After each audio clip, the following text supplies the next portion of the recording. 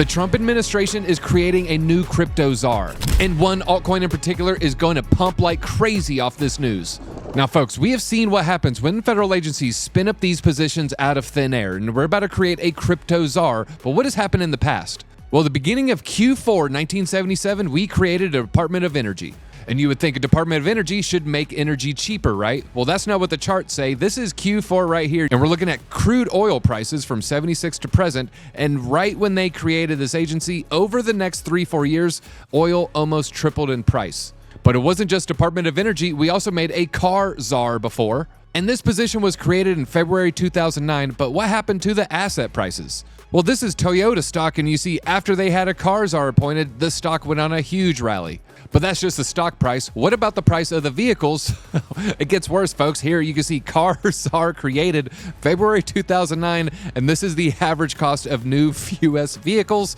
Well, it looks like the car czar just made cars more expensive. And now back to the crypto czar. It looks like crypto prices are about to skyrocket, but like I said, one altcoin in particular is going to have massive gains, and it looks like the insiders are already loading up. Now, this crypto roll would be the first ever crypto-specific White House roll and may report directly to Trump, according to Bloomberg. And as we speak, they are vetting potential candidates, including at Mar-a-Lago. Now, Bloomberg said it's unclear if the role will be White House staff position or a crypto czar to coordinate policy amongst the federal agencies, but crypto industry advocates are pushing for the role to report directly to Donald Trump. And this is where we get our altcoin alpha. Now, executives including Coinbase CEO Brian Armstrong and former Coinbase executive Brian Brooks have met with Trump in the last couple days. And the other person they're looking at, Summer Mersinger, is a former CFTC commissioner, and he is tired of the SEC's regulation through enforcement policy.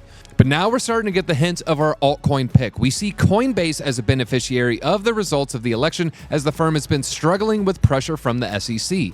And this is according to Michael Miller, equity analyst over at Morningstar Research Services. With the incoming Trump administration expected to be more favorable to crypto, Coinbase's staking business will face less regulatory pressure. Now, we've already seen Coinbase stock go on a run, but Coinbase has secretly invested in an altcoin as well as politicians. But what is this altcoin that they're loading up on? Folks, I'm talking about Arrow token. Now, this is an older article. Coinbase Ventures, this is the VC arm of Coinbase, and a U.S. representative have scooped up Arrow. Now, we've talked about Aerodrome in the past, but what is my Aerodrome price prediction? I get asked this all the time. Now, currently, we're sitting at right under $1 billion market cap, and to determine where's Aerodrome going to go this cycle, I want to look at some winners last cycle, but we also got to look at the token dilution.